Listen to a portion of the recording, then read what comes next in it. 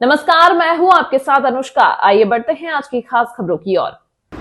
उज्जैन में सागर समुदाय की उज्जवल परंपरा में 200 अवधान का अद्भुत प्रयोग हो रहा है। मुनि वैराग्य चंद्र सागर के द्वारा यह प्रयोग किया जा रहा है, जो सागर समुदाय की उज्जवल परंपरा में अवधान का गहरा संबंध रहा है।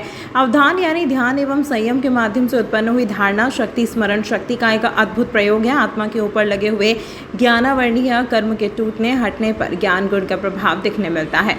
इस प्रयोग में मुनि वैराग्य चंद्र सागर 1 से 200 तक सुनकर क्रम में बताने के बाद पश्चात क्रम उल्टे क्रम से यानी कि 200 से 1 तक बताएंगे तथा वस्तु नाम कहने पर उसका नंबर भी बताते हैं। मनी मोबाइल मस्ती के पीछे पागल हुई युवा पीढ़ी के लिए माइंड पावर, मोटिवेशन पावर और ध्यान शक्ति के प्रभाव को दिखाने वाला यह प्रयोग एक मिरेकल से कम नहीं है। मुनि वैराग्य चंद्र सागर मारवाड़ अगियार ग्राम विशा पूर्वाल जैन समाज के काचोली के कुलदीपक हैं। दीक्षा के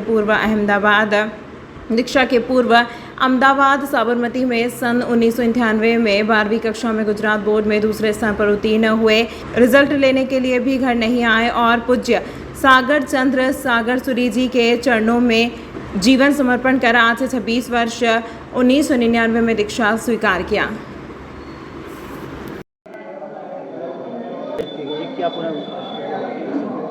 हाँ बोलिए। किस उद्देश्य को लेकर प्रेस वार्ता आज? जैन समाज की तरफ से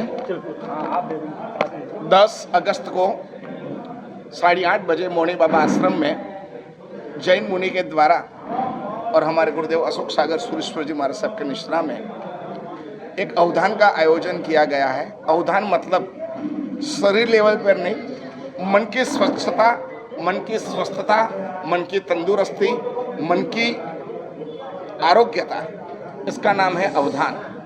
और हमारे मुनि श्री वैराग्य चंद्र सागर जी महाराज साहब हैं, जिन्होंने गुजरात के हैं, संस्कृत, प्राकृत, न्याय वगैरह अभ्यास करने के पश्चात डॉक्टरेट किया है, पीएचडी करी है और वो 200 अवधान करेंगे। मतलब उनके सामने हजारों लोग रहेंगे।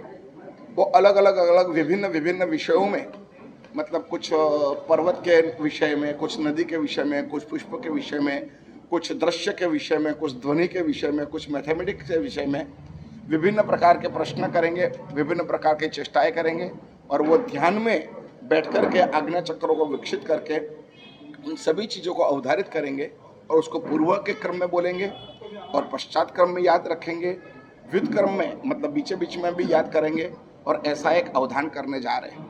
ये अवधान का जाहिर प्रयोग इसलिए है कि समाज उपयोगी हो सके।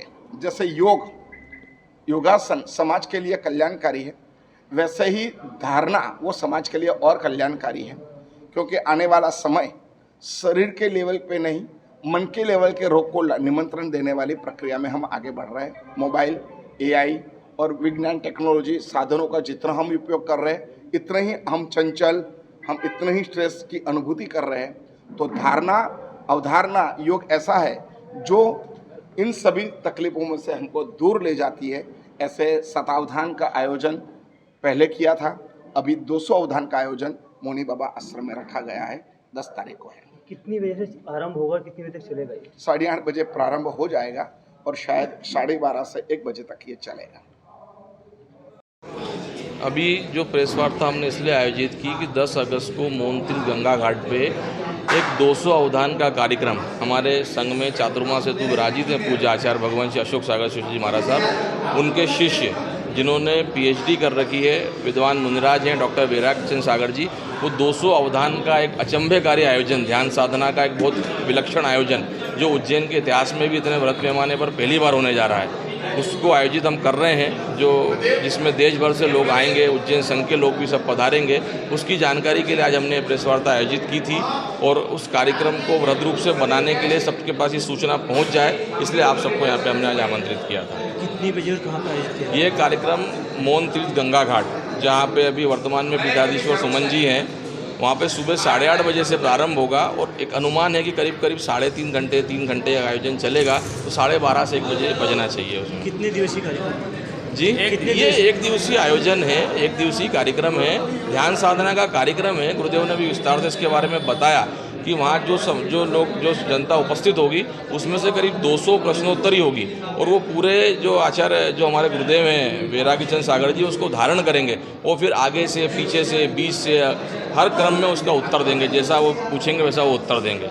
ये देखने लायक कार्यक्रम है। मेरी आपके इस चैनल के माध्यम से पूरे उज्जैन संघ के बुद्धिजीवी वर्ग से अपील है कि वे आएँ और इस कार्यक्रम के साक्षी बने। मेहता, उपाध्यक्ष, माणिभद्र तीर्थधाम, पेड़ी, भैरवगढ़। ये जो कार्यक्रम है किसके लिए आयोजित किया गया है? ये कार्यक्रम सकल समाज के लिए, किसी एक संप्रदाय, जाति या धर्म के लिए नहीं है। जो भी आज गुरुदेव ने फरमाया कि जो आज स्ट्रेस का वातावरण समाज में बना हुआ है, स्मरण शक्ति लोग बच्चों की क्षीण होती चली जा रही है, उस सबको प्रेरित करने के लिए आयोजन है। हम माणिभद्र तीर्थधाम पेड़ी की ओर से, संत समाज की ओर से, उज्जैन का जो सकल समाज है वो सब वहाँ पे आमंत्रित है। किसी एक समुदाय व्यक्ति के लिए कार्यक्रम नहीं है, उज्जैन के हर वर्ग के इसमें आमंत्रण दिया गया है। इसमें कोई पास या किसी हाँ, पास की व्यवस्था है। पास आपको यहाँ तीर्थ पेड़ी पे अवेलेबल है, हमारे पदाधिकारियों के पास अवेलेबल है। उनसे पास प्राप्त करना पड़ेगा क्योंकि व्यवस्था को सुचारू चलाना है। इसमें पिन ड्रॉप साइलेंस की आवश्यकता होती है। पूरे अनुशासन के साथ कार्यक्रम को आयोजित करना होता है। उसके लिए हमने पास सिस्टम रखा है। पास सिस्टम हमारी तीर्थ पेड़ी या हमारे जो ट्रस्ट के पदाधिकारी हैं उनसे प्राप्त किया जा सकता है। कितने साल से लेकर कितने साल तक के? 15 वर्ष से कम उम्र के बच्चे इसमें इसलिए अलाव नहीं है कि वहाँ बहुत पिन ड्रॉप साइलेंस की आवश्यकता है और बहुत अधिक जो वृद्धजन है जिनको बार बार अगर उठने की आवश्यकता है तो वो भी इसमें ना आए। 15 वर्ष से अधिक स्वस्थ लोग इसमें आमंत्रित हैं। वहीं नंदी हॉल और गर्भगृह में फूलों से आकर्षक साज सज्जा की जाती है। इसके बाद 1.25 लाख लड्डुओं का महाभोग भी बाबा को अर्पण किया जाता है। यह परंपरा वर्षों से चली आ रही है। इसके अलावा शहर के अन्य मंदिरों में भी भगवान को राखी बांधी जाती है। शुद्ध देसी घी, बेसन, शक्कर व ड्राई फ्रूट का उपयोग कर यह महाभोग तैयार किया जा रहा है। मंदिर के अमर पुजारी ने बताया कि रक्षाबंधन पर्व पर भगवान को परंपरा अनुसार 1.25 लाख लड्डुओं का महाभोग अर्पित किया जाएगा। भोग लगने के बाद यह प्रसाद मंदिर आने वाले भक्तों को वितरण किया जाता है। वहीं पुजारी परिवार की महिलाएं भगवान के लिए राखी तैयार कर रक्षाबंधन पर सुबह भस्म आरती के दौरान भगवान को अर्पित करती हैं। विश्व प्रसिद्ध श्री महाकालेश्वर मंदिर में बाबा महाकाल को 9 अगस्त को रक्षाबंधन पर्व पर लड्डुओं का महाभोग लगेगा। राखी के त्यौहार पर भस्म आरती करने वाले पुजारी परिवार द्वारा बाबा महाकाल को बेसन के 1.25 लाख लड्डुओं का महाभोग अर्पण करने की परंपरा है। भगवान महाकालेश्वर को परंपरा अनुसार लगने वाले रक्षाबंधन के दिन 1.25 लाख लड्डुओं की महाभोग की आज से तैयारियां शुरू हो चुकी है एवं 9 तारीख तक बनकर भगवान महाकालेश्वर का महाभोग 1.25 लाख लड्डू जो भगवान महाकाल को सुबह प्रातः भस्मारती में भोग लगाया जाएगा वो तैयार हो रहे हैं। सबसे पहले बाबा महाकाल को राखी भी चढ़ाई जाती है। जी बिल्कुल, प्रथम भगवान महाकालेश्वर को प्रथम राखी हमारे पुजारी परिवार की महिलाएं द्वारा बनाई जाती है। वो भगवान महाकालेश्वर जी को प्रथम राखी हमारे पुजारी परिवार की महिलाओं के द्वारा आई हुई वो बांधती है। बाद में भक्तों को प्रसाद वितरित भी होगा। बाबा का प्रसाद भक्तों में वितरित होगा।